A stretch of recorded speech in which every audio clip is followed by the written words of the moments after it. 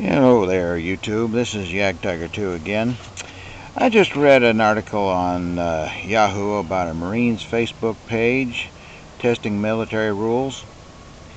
And I've been meaning to do this video here for quite a while, and this article has pretty much given me an incentive. The article was about a Marine who posted on Facebook that he would refuse to obey Obama's unlawful orders should he ever be given any of them. Well, a couple of months ago, there was a nutcase who killed a park ranger here in my state and kind of gave preppers a bad name. In my comments, I said that in the case of that ranger doing her job, the perpetrator had no justification to kill her, and that I had someone challenge me as to how could it ever be justified to kill a park ranger or any other law enforcement or government official. Well, here's my answer to that and my reasons why I believe the Marine is in the right when he states that he would disobey any unlawful order given by Obama or any of his other superiors. I, like many of the preppers common on these channels here on YouTube, I am a veteran, and I entered the service at the tail end of the Vietnam era war. And one of the first things that we were taught was that it was our duty to disobey and refuse to follow any unlawful order. When this Marine posted that he would not follow orders from the President if those orders included detaining U.S. citizens, disarming them, or doing anything else that he believed would violate the Constitution rights, he was actually stating what his duty is under the UCMJ. Only Nazis pledged their oaths to their Führer. A Marine's duty is first, last, and foremost to the Constitution, not to the President. There are those of us who paid attention in history class, and all of us that have, remember that the Nazis tried to use a defense of "we were just following orders," and that it failed miserably at the Nuremberg war trials. It also failed for some of our troops in Vietnam. Anybody here recall the My Lai massacre? They were all either executed or given very long prison sentences at Nuremberg and at My Lai. Obama has already claimed that somehow he has the unconstitutional authority to order that the extrajudicial assassination and or murder of American citizens is all right. That somehow he does not have to follow due process of law as the Constitution mandates. Obama has also signed several so-called laws that violate the Constitution of the United States when it comes to citizens' rights. Laws like the renewals of the Patriot Act and the NDAA, the National Defense Authorization Act, which blatantly violates due process in that it pretty much makes the Bill of Rights unenforceable according to them. But the Constitution of the United States is and must remain the supreme law of the land in the United States, or we're all going to suffer for it, and we will become a nation without law. Should the Constitution cease to be a true constitutional government, then the government ceased to have any right or authority to govern the citizens. This is because our nation was founded on the premise that the authority to govern the citizens came only from the willing consent of the governed. If even 5 to 10% of the citizens should ever withdraw their consent, the government will lose its ability to govern. This is because that this nation was founded when a small minority of about 3% openly rebelled, and this rebellion grew to over 5% of the actively fighting the British Crown.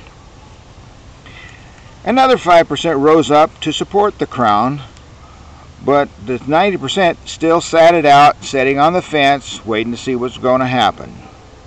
It was not until the war was won did this majority jump on the bandwagon of a free country.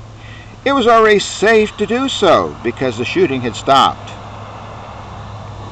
So getting back to the question of, was this Marine justified in posting that he would never obey an unlawful order, and the one as to when it would ever be justified to kill a law enforcement officer or elected official, I give the following answer.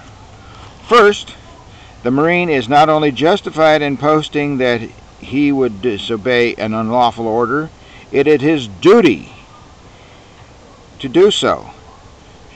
He should be commended for openly stating what his duty is and that he would follow it, and he would follow his oath to the Constitution. Second, this is a little harder as to when it's justified to kill a law enforcement officer or other official. But it would require a judgment call on the part of the person who must be placed in that position. But basically the answer is, you will be justified to kill any member of the military or police who is deliberately violating the constitutional rights of yourself or others and endangering their lives. Example, our military is now being trained to take children out of schools at the moment the President declares a national emergency and keep those children away from the parents until they show up and agree to whatever FEMA or the government tells them to do. These people, when they do that, are violating their constitutional duty to uphold the Constitution.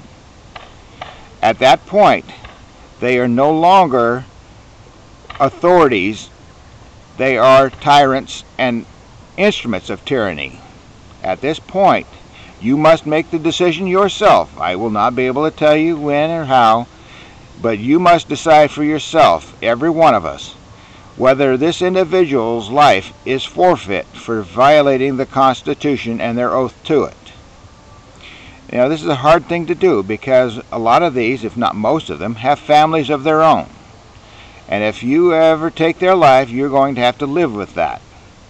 You're also going to have to justify it to someone, if nothing else, to yourselves. Another example of things that would fall under this category. I got a list of things here that the Oath Keepers say that they will not obey these orders. They say that we will not obey orders to disarm the American people. Any order that is given to do that is unconstitutional. Anyone who gives that order is committing treason. Anyone who is obeying that order is committing treason. They also, Oath Keepers say, we will not obey orders to conduct warrantless searches of the American people. Again, this is a direct violation of the Constitution of the United States. Anyone who gives such an order is in violation of their oath to the Constitution and is committing treason, as is anyone who obeys that order. We do not obey orders to detain American citizens as unlawful enemy combatants or to subject them to military tribunals. Unless an act is committed that it will require Congress to declare war upon the citizens of the United States, the government and the military have no jurisdiction over American citizens without due process of law, and the military has no place on the streets of America. Anyone who gives such an order is committing treason. Anyone obeying that order is committing treason. Oath Keepers say we will not obey orders to impose martial law or a state of emergency upon a state unless the state itself has arisen in unjustified rebellion against the government of the United States. Any order to that effect is a treasonous order. Anybody obeying that order is committing treason.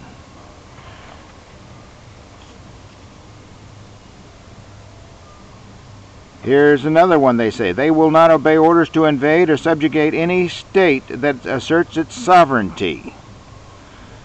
The government and the Constitution of the United States does not have the authority,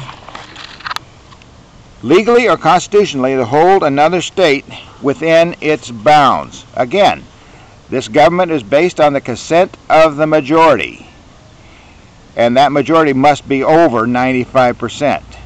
If they do not want to be governed by this government, then it is their right to change, as it says in our Declaration of Independence.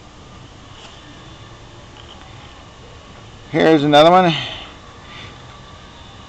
The Oath Keepers say they will not obey any order to blockade American citizens, just turning them into giant concentration camps. Many of us have seen the movies Escape from New York and Escape from LA.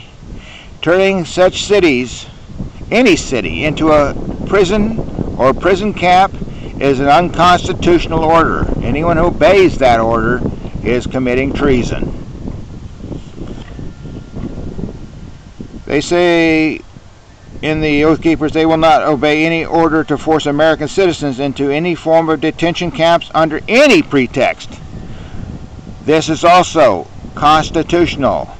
You may not imprison Americans without due process of law. And just because you passed the Patriot Act and NDAA does not constitute due process of law. If the law itself violates the Constitution trumps it every time.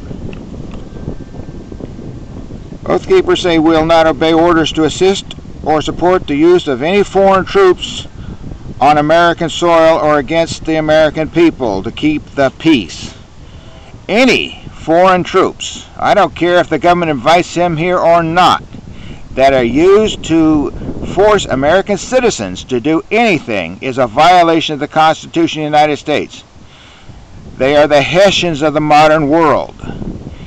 And as far as I'm concerned, any United Nations or NATO troops that are on the United States soil that fire on a single citizen have declared war on all American citizens and can be treated as enemy combatants without the Geneva Convention protections. Other people may disagree with me, but as far as I'm concerned, the only solution for foreign Hessians is hang them, impale them, or shoot them. Oath Keepers say they will not obey any orders to confiscate the property of American people, including food and other essential supplies. The United States is based on the principle of personal property. Any order that takes away that without due process of law, which means a court order on each and every individual citizen that you try to take stuff from, is unconstitutional and therefore treasonous. The 10th order that the Oath Keepers refuse to obey is they will not obey any order which infringes upon the rights of the people to free speech, to peacefully assemble, and to petition their governments for redress of grievances. Again, violations of this are all treasonous. Whether you give the order or obey it, it is treason.